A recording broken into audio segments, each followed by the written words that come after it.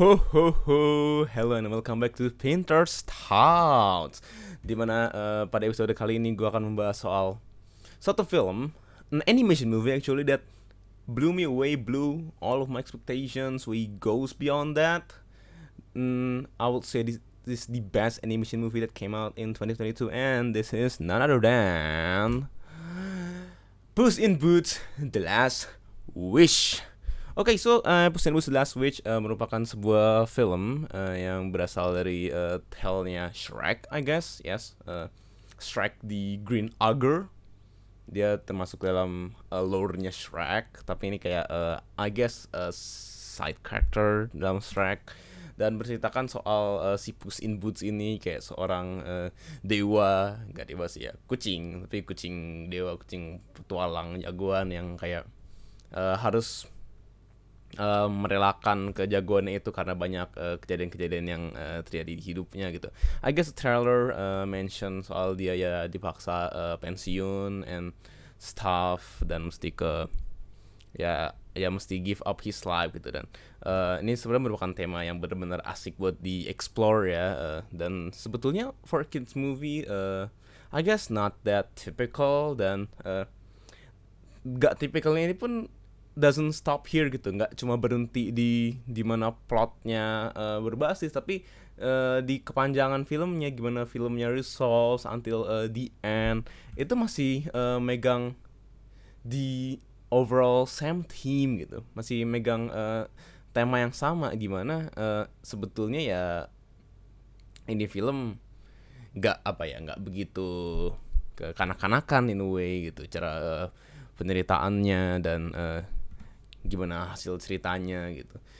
Well, what can I say overall, menurut gue animationnya top notch. Okay, perhaps lebih ke creative side, gimana cara some scenes di deliver, gimana cara certain techniques dipakai gitu. I mean kan this is an animation movie, lu bisa pull out literally any shot yang lu mau dong, nggak ada constraint kamera, nggak ada constraint anything, and they delivered so well. Dan menurut gue nih ini cukup inovatif, nggak inovatif juga sih karena sebenarnya udah ada Spider-Verse. But speaking about Spider-Verse, ya kurang lebih kayak gitu lah, dia main-mainin kayak animasi 2D, 3D, sort of change in the middle, dan kekreatifan itu yang gue seneng gitu. Tapi nggak cuma animasinya doang yang bagus, dan ceritanya yang tadi gue bilang kalau misalkan ini sebetulnya nggak begitu kekanak-kanakan, karena juga mereka explore banyak tema-tema dewasa gitu, tema-tema kayak mental health, dan digambarkannya itu tuh bener-bener ya I won't say mungkin nggak akurat atau gimana ya, karena kan gue bukan anak psikologi, tapi kayak berasa real gitu, ini berasa berasa true, ini bukan berasa oh nih just a cartoon character played for the lols gitu. No no no no no, ini bener-bener penggambaran yang bener-bener baik dan ya realistik. Yang paling bagusnya itu realistik, penggambaran realistik dengan ya kalau misalkan dia serius ya dia serius gitu loh. Ini film tuh tahu waktu, nggak kayak let's say MCU deh. Lu maksudnya momen-momen bercanda pun di MCU kan ditambahin joke apalah, dilempar joke apa, mesti ada light chuckles yang malah nggak make sense. Tapi ini tuh tahu gitu loh. They knew when to get serious, dan mereka tahu kalau misalkan mereka mau lontarin joke apa, joke-nya kapan. Everything is really good. Dan overall ujung ke ujung is really solid. Dan shout out juga buat villainnya, bener-bener serem di sini.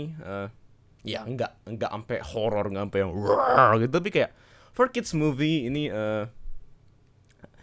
antagonisnya bener-bener ini sih bener-bener dapat banget feelnya gitu loh, bener-bener bikin gue actually tegang juga pas nonton gitu. Dan ini ya bukan animation for adults, ini bener-bener for kids gitu, jadi it's a really surprise, it's a delight to ngelihat villain yang sebagus ini gitu di presentnya. Dan ya well, humor deliver, there are also some Philly section di filmnya ya, gue almost got teary eyed actually, tapi benar-benar heartfelt.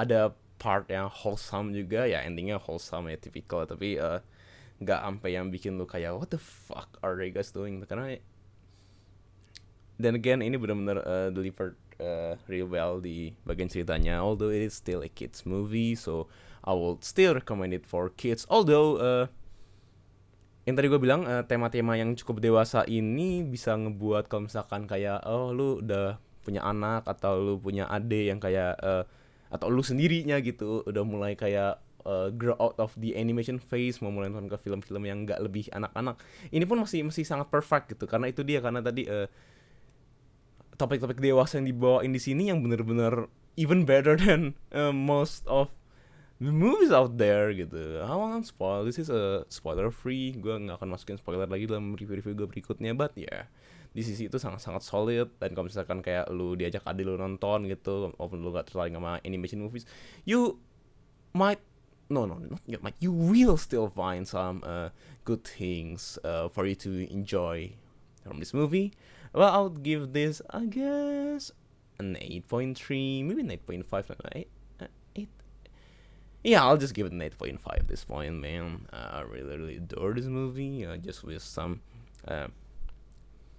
parts where, I don't know, perhaps they could be executed better. Tapi ya semuanya dari film ini gak ada yang bisa gue bilang jelek sih. Dan kalau misalkan gue mau kayak cari-cari yang jelek, kayak I'll be nitpicking, which I won't do. So there's that. Kalau misalkan kalian gak pernah ngikutin Shrek ataupun Puss in Boots, well, me neither bro. Ini film pertama di Shrek universe yang gue tonton, and I really adore it.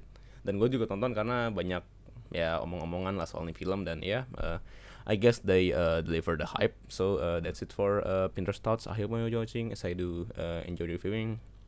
Stay safe, stay healthy. Goodbye.